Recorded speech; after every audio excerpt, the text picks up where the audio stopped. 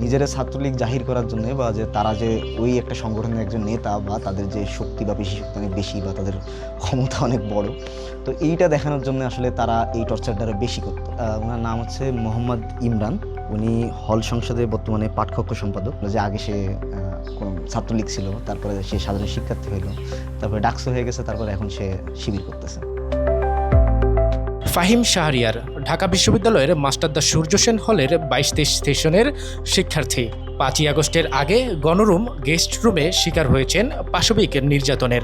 নিপীড়িত এই শিক্ষার্থীর দাবি, বিচারের আওতায় আসেনি সব নির্যাতনকারী, বরং কেউ কেউ ফিরে এসেছেন নতুন সংগঠনের ব্যানারে, কেউ আবার নির্বাচিত হয়েছেন হল সংসদেও।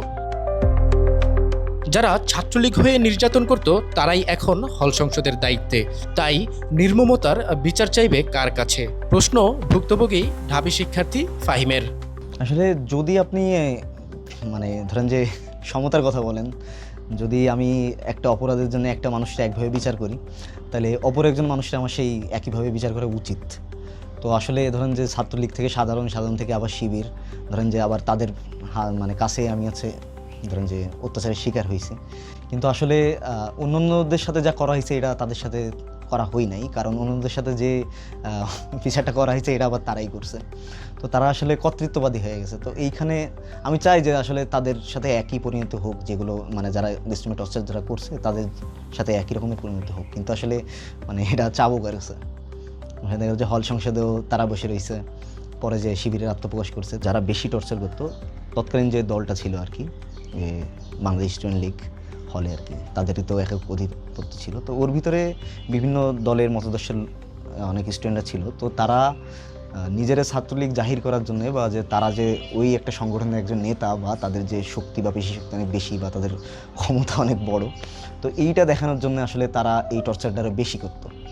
একজন আছে যিনি গেস্ট রুমে আসছে, নির্যাতন করছে, তারপরে দেখা গেলো যে এখন হল সংসদের সম্পাদক হয়েছে, এবং দেখা গেলো যে আগে সে কোনো ছাত্রলীগ ছিল, তারপরে সে সাধারণ শিক্ষার্থী হইল, তারপরে ডাকসু হয়ে গেছে, তারপরে এখন সে শিবির করতেছে। যে তারা যে আসলে অন্যদের ভিন্ন মতাদর্শের না, তারা তাদের সাথেই। তো এইটা দেখানোর জন্য তারা টর্চারের পরিমাণটা একটু বেশি ইন্টেন্সিফাই করতো আর কি। ওনার নাম হচ্ছে মোহাম্মদ ইমরান। উনি হল সংসদে বর্তমানে পাঠকক্ষ সম্পাদক 2026 সালে ডাকসুর। আর উনি আপনার প্রথমে উনি তো ছাত্রলীগের সময় তো ছাত্রলীগ ছিলেনই, তারপরে উনি সাধারণ শিক্ষার্থী হলো 5 তারিখের পরে। উনি স্লোগান দিল ক্যাম্পাস পলিটিক্স নো মোর, হল পলিটিক্স নো মোর। কিন্তু ডাকসুর পরে দেখা গেছে যে উনি ছাত্র শিবিরের রাজনীতির সাথে প্রত্যক্ষভাবে জড়িত আর কি, এবং সেটা অনেক আগে থেকেই। এখানে আপনার অনেক কিছু প্রমাণ আছে যে উনি গেস্টরুমের মেসেজগুলো আর কি, যে গেস্টরুম বাধ্যতামূলক, বিভিন্ন জায়গায় গেস্টরুমের আছে যে এখানে তোমাদের আসতেই হবে, বাধ্যতামূলক যে বিষয়গুলো আর কি।